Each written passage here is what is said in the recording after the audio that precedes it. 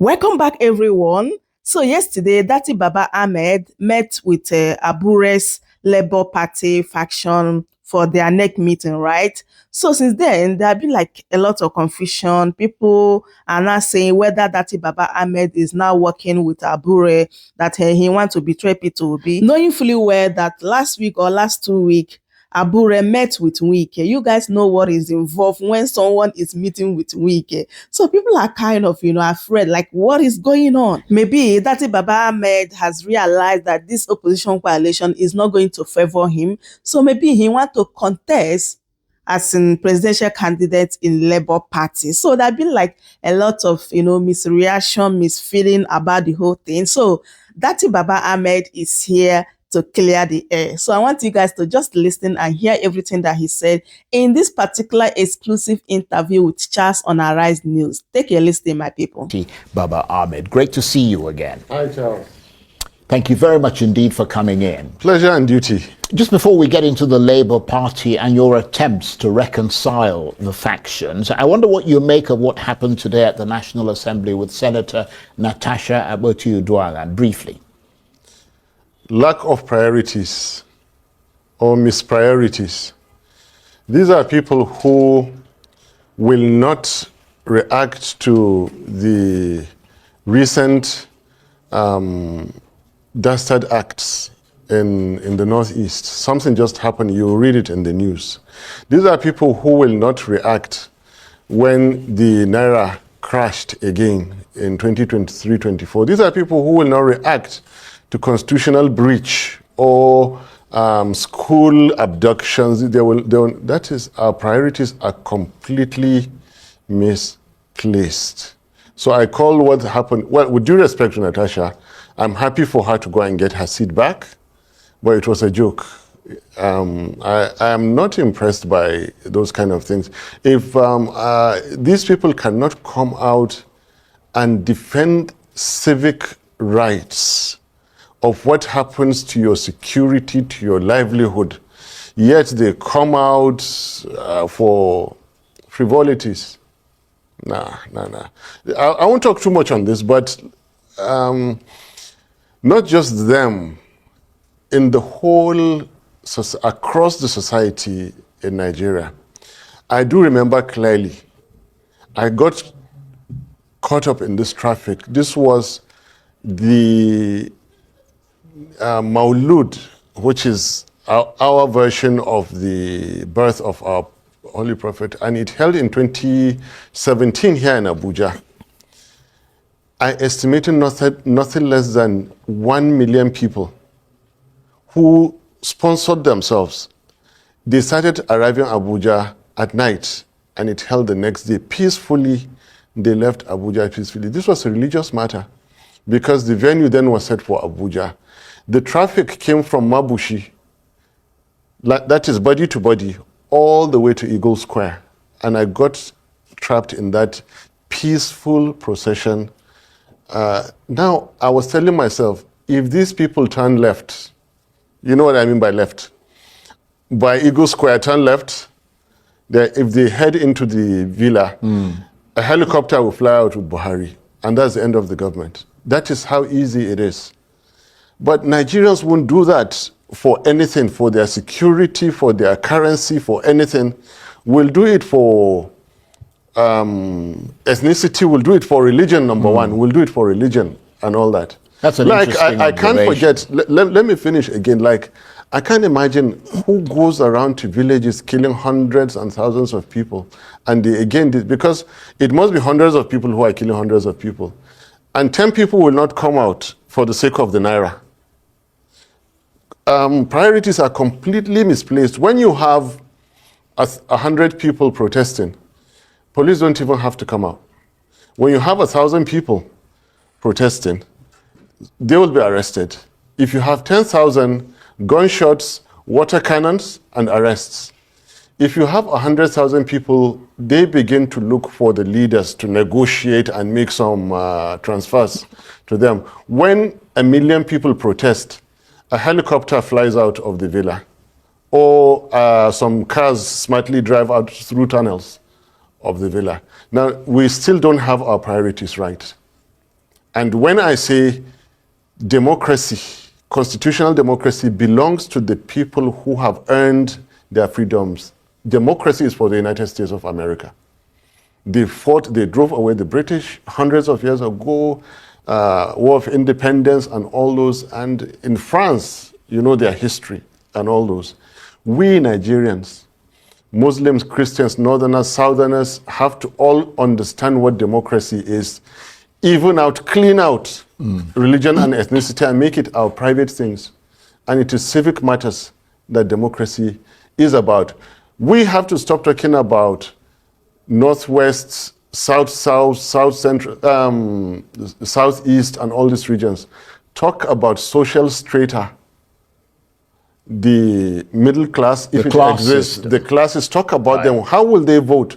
Talk about labor, TUC, talk about security personnel, talk about farmers, talk about traders, importers. Well, those are the geopolitical zones that we should be talking about. Well, let's move in the direction of that vote, because a way to do it in the way that Nigeria's constitution operates at the moment is through a political party if you want to run for office. And from the point of view of the public, the picture of disharmony that's been emerging about the Labour Party, which you're a member of, has been getting bigger and more alarming. How did that look to you when you turned up at that factional NEC meeting led by Julius Abure? This is what leadership is about. I'm not a Labour Party leader, but I aspired to a position of leadership. And leaders don't allow matters to degenerate, to disintegrate. Irrespective of which party, faction that are unfortunate in any case, I sympathize with or I belong to, there are times that you belong to everybody so long as you're a leader. And remember the doctrine of necessity. This became very, very necessary for me to do. If His Excellency Peter Obi and myself had been sworn in, there are things, if he didn't do, I must have to rise to that challenge. Yeah, but I have to ask you why you felt that it fell on you to be the one to try to visibly and publicly unite the party. I was just about to say. Because most people would have thought that that task would fall on Peter Obi. I was just about to say it. Right, okay. Not too long ago, his younger brother's company or property was smashed. Yes, we saw that.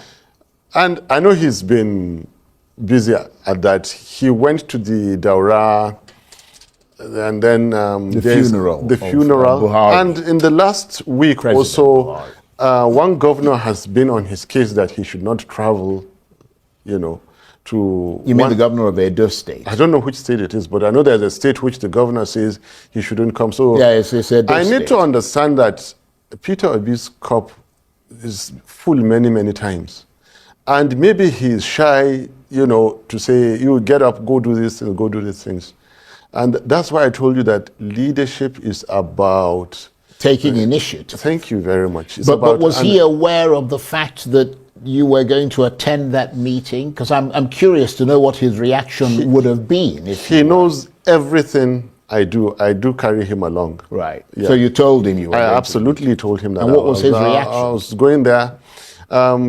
Peter Obi is a very easy and, he leaves you to use your judgment and initiatives. And I trust that's what he did. But he was fully in the picture. Right. But did he react when you told him you were going to go? If so, what was his reaction? It's like, I'm indifferent about it. It's okay. And what was the response of the Abure faction when you came to make the case that you came to make? They were elated. They are yearning for leadership.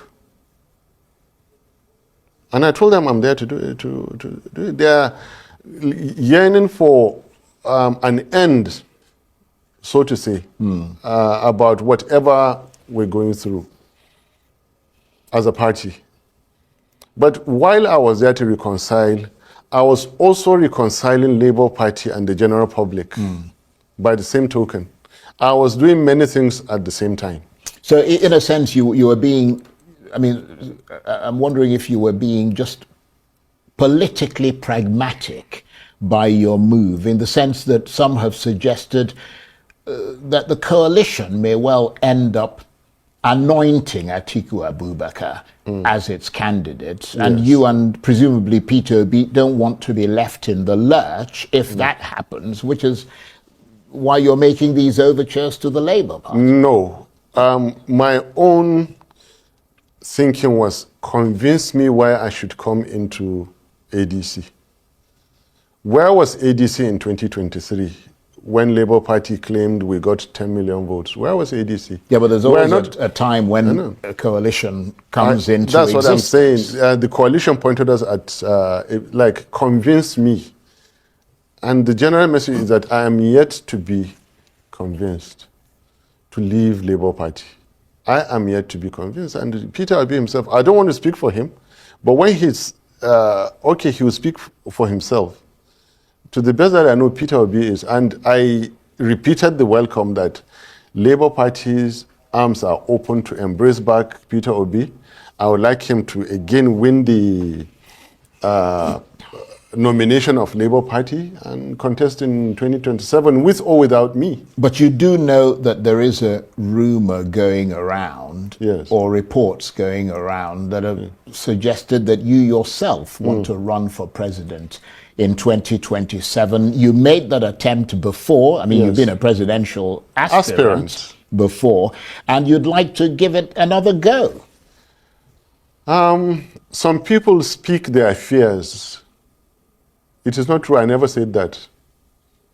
There's electronic evidence of the entire procession. I didn't say that. No, nobody said you said that at that meeting. Yeah. I mean, obviously, I mean, you're a pretty smart guy politically. I doubt if you'd go there and say that. But is that something that you're thinking about? Look at my trajectory. And I've said this repeatedly, that in 2019, I aspired for the presidency and I lost, together with 11 others. And during that contest, I felt so honored by a certain act which very few people, or probably no one recognized, is that there wasn't a single aspirant north of River Niger and Benue in that. This was a very good message. This was a very clear message. They decided to respect Peter Obi. Even during our campaigns, I was saying it, and Wike and others. It's not that they didn't have the resources or the experience or the people to contest in 2019. They decided to wait it out. And I felt if my Nigerian brothers showed me this level of respect, the least I could do when it came to 2023, after the disappointment of the 8 years APC, was let a southerner come. Right. And I religiously supported Peter Obi, like I would do again. Right. So in 2027, unless if certain two people that I have tremendous respect for decide not to take it, and God Almighty in His infinite mercy keeps keeping it, dropping it for me, except if that happens, I can tell you Peter Obi for sure, because he is in the game, he contested before. Yes, I'm with him, I'll support him. If he doesn't, or another person that I won't call his name from the south, they don't. Otherwise, I'm not ambitious. Right. My key ambition, stop the killings, stop the stealing, stop the slide. Well, you've made that clear. And let's return to the issue of you trying to reconcile the factions and trying to give the Labour Party back its mojo, as they say. We've seen Mr. ABURA in the close company of the FCT Minister, Nyesom Wike, recently. Wike, of course, openly working to re-elect President Tinubu in 2027. That image of the two of them together rubbed a lot of Labour Party supporters and Peter Obi supporters and generally opposition supporters up the wrong way. And it seemed to strengthen the impression that there is some sort of proxy political interference by the government in the Labour Party, and that the chaos in the party is allegedly sponsored by the state. And that is something that you yourself actually mentioned on this program. What's your reaction to that meeting? Because, as I said, I remember you on this program accusing Wike of trying to destroy the PDP and the Labour Party. There is no way you can stop. How does the proverb go? There is no way you can. There's a certain animal. There's no way you can stop a thief from stealing. There is no way you can stop people in their ways. What you do, help the trick to trick the trick. Get your intelligence in whatever way you have. Try and maintain your security. Know all the underhand tactics of people. Manage it that way. Right. There's nothing else you can do. God has put us in this game with the sharks, like Tinubu, like the Wikis, and all those kind of things. It is left to us and the people to find our own ways, wisdom to manage it. You know it is happening, you see it happening. But I keep saying, whoever captured so easily a country like Nigeria, in the way they did and how we let them, including me, our fight was not good enough, then there is nothing else they won't attempt to do. Between 23 and 27 is like destroy all the parties. Right, but if that is your point of view, yes. If you believe that, as you suggested, that Wike is a spoiler, yes, and you know that the Labour Party is currently being spoiled, whether it is by themselves or by some other external force, and then you see that person that you believe is spoiling the party and splitting the party into factions, having what appeared to be a convivial meeting with one faction, what does that tell you? it tells me to be smarter. It tells me to be more careful, open my eyes. It tells me to be more dedicated and focused. But doesn't that That's what it tells me. undermine what you're trying to do? I mean, doesn't that undermine if assuming it is a fact, because I'm not saying it is a fact. No, it doesn't. Charles, let me tell you this. There was a time that when they caught drug couriers, Right. they would arrest them right at the airports and charge them right at the airports. And then there was a time they became smarter. That, all right, let them exit the airport. And in one fell swoop, you catch the courier, the importer, the distributor, and the user. So, Uncle Tinubu is welcome to continue to spend Nigerian resources in destroying Nigerian political parties, using the kind of wikis and whichever party they are welcome to. We're small. We don't have their kind of wisdom. We don't have their kind of money. But like Nigerians say, one day the monkey goes to the market and he doesn't come back. I won't say more than that. Lots of people have to share in this blame. You see all the things that Wike is doing. I don't agree with them, but it is justified to an extent. In fairness to Mr. Wike, he denies doing anything. So It's beyond okay. the fact that he says he wants to re-elect. Look at it this way. Tinubu. I'm trying to say that whatever he's doing, deep down in his mind, I'm trying to remotely psych how he thinks and all that. Right at the Eagle Square, in the glare of the whole world, a party that he sustained while others were away, a very dear friend of his, at the most critical moment, backstabbed him. As far as he's concerned, these are two northerners who cheated me. These are two Hausa Fulanis, these are two Muslims who cheated me. and we'll teach them a lesson. This is Wike. And you know, and I won't say. Well, I don't know, but you appear to know. This is Wike. So, humanly speaking, I want to be fair. Yeah. Whoever is treated that way will definitely fight back. It was not fair.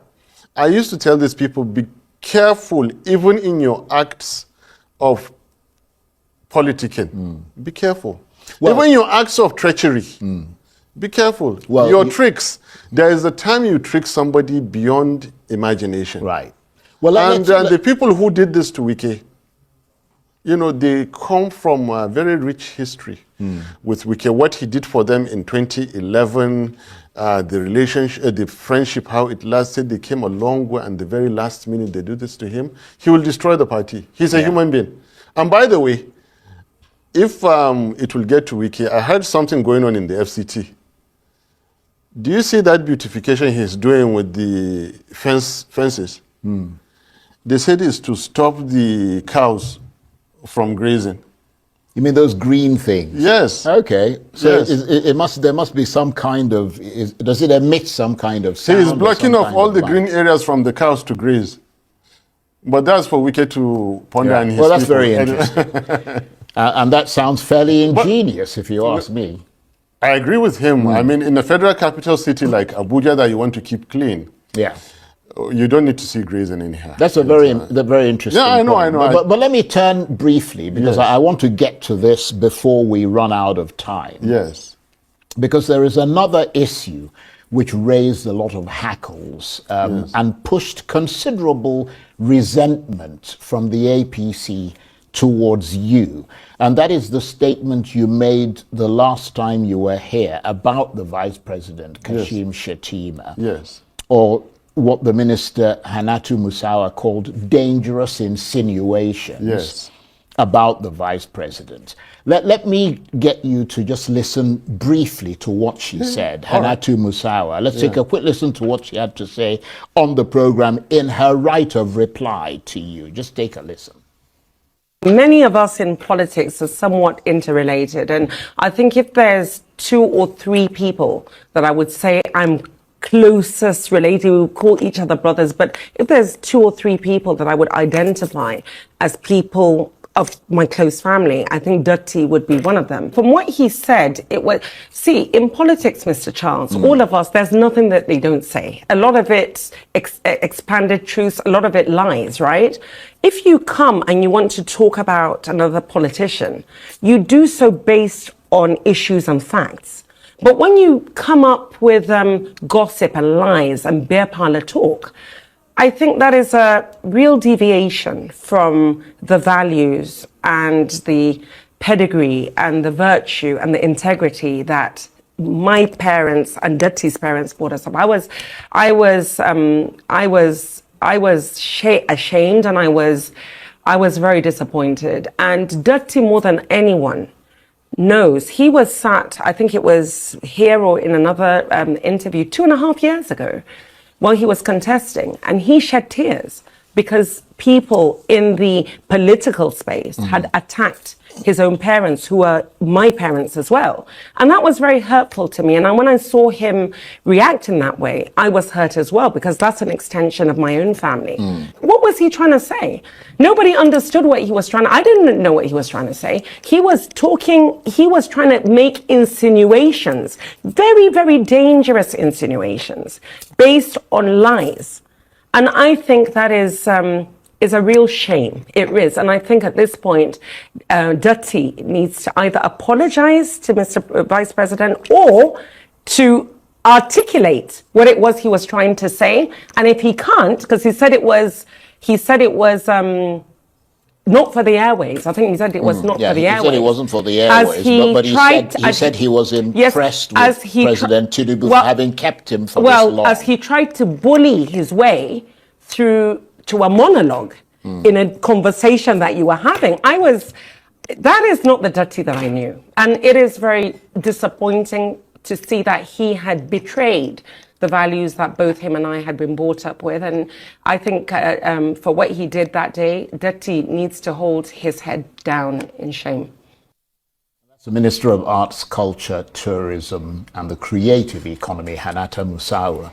What's your reaction to that? I am holding my head high, and I'm repeating here again, and I'm on air in a very credible TV station with highly professional individual, that evils do happen in societies like Nigeria, and Nigerian politics has not been shielded from that. So I'm holding my head high and in the service of God Almighty to say this. And by the way, don't expect me to join issues with this woman. I will not. You mean Hannatu? Yes, okay, sorry, yes. I will not join. I have been on a mission to take away her boss's job, and I will not allow her to distract me. We're not related. Her senior brother is a good friend of mine, and we're talking of distant generations. Let's not even talk about family there. Look, like I said, if someone like Nana Kazaure is free, she will ask the minister to go and reconcile her past life and leave me alone. I am dealing with Shetima.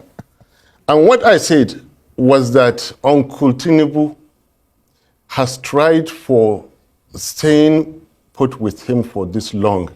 Now, the minister, her honorable self, there is one special assistant in the villa. They could be more logical by saying, I tried to say something which I couldn't say. They are waiting for me, and they're encouraging me to say what it is so that they will respond. I haven't said it yet. I haven't said it. And they are so recklessly, dangerously inching closer for the world to know what this thing is. Well, but it's only fair for you to say what it is. It is even more unfair to say it in the way they want me to say it now. You can accuse me. Listen, why would you even suggest it if you're not going to say it? Because saying it is even more drastic. Where have you been, please? Why are you trying to pretend? When the case of Okija, you remember Okija, 2004, 2005, was it a lie? Was it a lie? What case of Okija? Where have you been? Were you in the US then? Were you in the UK then? Yeah, you're talking about the killings in Okija. Not the killings. Before the killings happened, there was there isn't enough time on a program like this to say it. However, I'm telling you now that look, I know I was speaking about a very powerful individual. You can accuse me of intense opposition. You can never catch me for lying. I'm not perfect, but I don't lie. Yeah, but you haven't actually said anything. Thank you That's very the much. point. You are right. What I you're said, simply what I said, things. instead of them to keep quiet, nobody has been unfair to Shetima, like the people who refuse to allow this thing to die. They should have simply kept quiet and let it go. They refuse, and people are still talking about it. What I said, okay, was that before that 4 a.m. declaration that President Tinubu won 2023 presidential election, things happened that it had to be at that 4 a.m. And you're linking the vice president to that. Is that right? Please refer to the interview. Please well, refer I to did. it because, I watched the interview yes, again so today. Let's leave it at that because if I were lying, I would either be in court by now or some other, but I am not lying. These things happened, Charles. What things? I won't say it. Okay. Well, on that note, since you like to leave us all hanging, let's all keep hanging. I won't say it. The likes of this minister and that special assistant, they will go and bring it out, and then they would be the ones who exposed. Right. Well, Thank you. I have to say that it is always very interesting talking with you, always very engaging. Yes. And you are an incredibly interesting person. But it would be helpful if you could sort of just say what you want to say or don't say it at all. Yes, I agree with you. Thank In you. 24 years of politics and interviews, that has never happened. For it to happen and to be insisted upon, then you know whoever is saying it means it. Right. Okay. Yusuf Datti Baba-Ahmed, or I should say the enigmatic Yusuf Datti Baba-Ahmed, the vice presidential candidate of the Labour Party in the 2023 general election. Thank you very much indeed for gracing us once again with your presence. So my people, that is it. I hope you heard everything Datti Baba-Ahmed said here. At least you know now that Toby is aware that Datti Baba-Ahmed met with ABURA yesterday, and as well as what he said that happened that particular night before they announced the presidential election result in 2023. Like, Nigerians really want to know, what did the Shetima and Tinubu did before the announcement of that particular result. Anyway, Datti Baba-Ahmed said that he will not use his mouth to say it, that it's only Tinubu and his code that are going to expose themselves. So we are still waiting. At the end of the day, one day, the truth must surely come to light, right? Anyway, my people, I would love you guys to leave your thoughts in the comment section. What do you think about everything Datti Baba-Ahmed said here? Like, if you did not pay attention very well, you will not understand what he's saying. He is a very intelligent man anyway. So I would love you guys to leave your thoughts in the comment section, share the video, give it a like. I will see you guys in my next update. Goodbye for now. Welcome to Chamrus News TV.